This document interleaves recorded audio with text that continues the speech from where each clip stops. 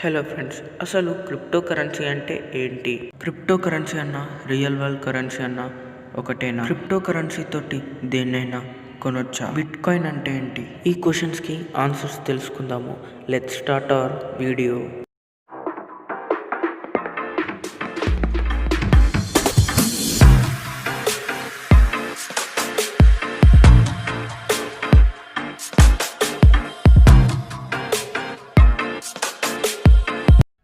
Crypto currency గురించి తెలుసుకోవాలంటే ముందు క్రిప్టో అంటే ఏంటో తెలుసుకోవాలి.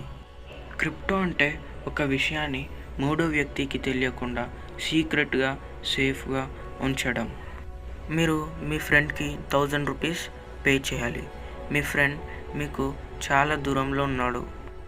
అప్పుడు మీరు మోడర్న్ బ్యాంకింగ్ని అయితే యూస్ చేసి మీ ఫ్రెండ్కి మనీ పంపిస్తారు. Modern banking safe and secure అయితే కాదు. కొన్ని సిచ్యుయేషన్స్లో బ్యాంక్లో సర్వర్స్ డౌన్ ఉండడం వల్ల కానీ లేదా ఏదైనా టెక్నికల్ ప్రాబ్లం వల్ల మీ ట్రాన్సాక్షన్ అయితే సక్సెస్ఫుల్గా జరగదు. మోడర్న్ బ్యాంకింగ్ అనేది ఫుల్లీ ఎన్క్రిప్టెడ్ అయితే కాదు. ఎవరైనా దాన్ని హ్యాక్ అయితే చేయొచ్చు. కానీ క్రిప్టో కరెన్సీ ఫుల్లీ ఎన్క్రిప్టెడ్. దాన్ని థర్డ్ పర్సన్ తెలుసుకోలేడు.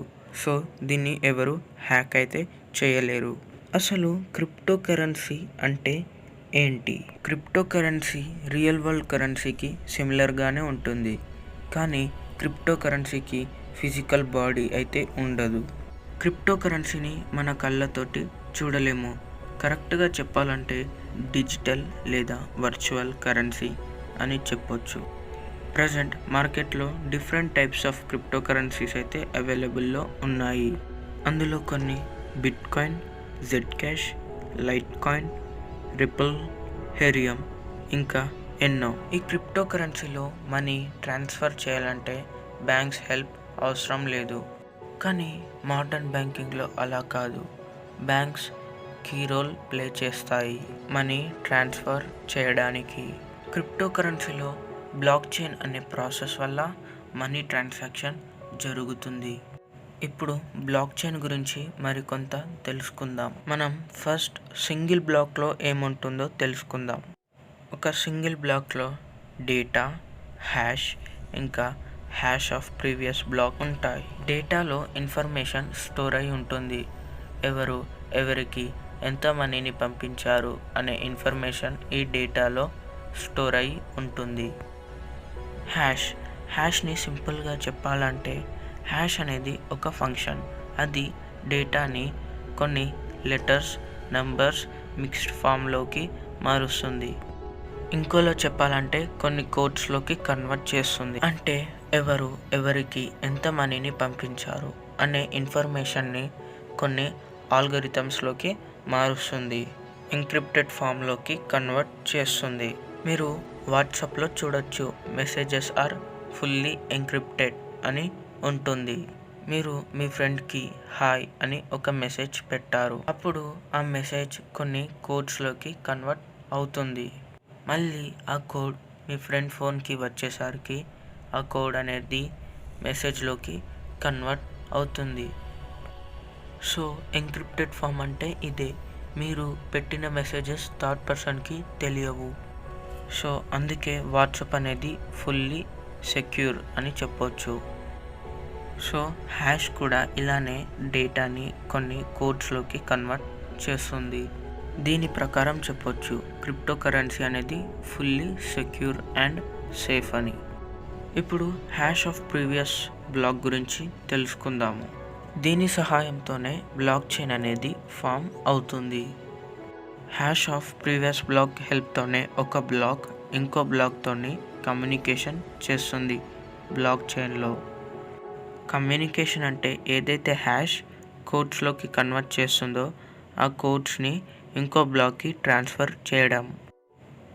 డేటా, హ్యాష్ ఇంకా హ్యాష్ ఆఫ్ ప్రీవియస్ బ్లాక్ ఈ మూడు కలిస్తే ఒక బ్లాక్ అవుతుంది. ఇలా చాలా బ్లాక్స్ కలిస్తే ఒక బ్లాక్ చైన్ అనేది ఫామ్ అవుతుంది. సో ఈ బ్లాక్ చైన్ హెల్ప్తోనే క్రిప్టో కరెన్సీలో మనీ ట్రాన్సాక్షన్స్ జరుగుతాయి. ఇప్పుడు బిట్ కాయిన్ గురించి తెలుసుకుందాము. బిట్ కాయిన్ని 2008లో సతోషి నాకమోటో ఇన్వెంట్ చేశాడు. కానీ సతోషి నాకమోటో ఒక పర్సనా లేదా ఆర్గనైజేషనా ఎవరికీ తెలీదు. తాను ఎక్కడుంటాడో తెలీదు, ఎలా ఉంటాడో తెలీదు. 2009లో తనే ఈ బిట్కాయిన్ని మార్కెట్లోకి తీసుకొచ్చాడు. ఇప్పటికీ సతోషి నాకమోటో ఎవరో తెలీదు. బిట్కాయిన్ క్రిప్టో కరెన్సీకి చెందినది. బిట్కాయిన్ పియర్ టు పియర్ లేదా P2P అనే టెక్నాలజీతోటి ఆపరేట్ అవుతుంది. P2P టెక్నాలజీ అంటే మనీ డైరెక్ట్గా ఒక పర్సన్ అకౌంట్ నుంచి ఇంకో పర్సన్ అకౌంట్కి ట్రాన్స్ఫర్ అవుతుంది. మిడిల్లో బ్యాంక్స్ ఉండవు. అసలు బ్యాంక్స్ హెల్పే అవసరం లేదు. సింపుల్గా చెప్పాలంటే పర్సన్ టు పర్సన్ అని చెప్పొచ్చు.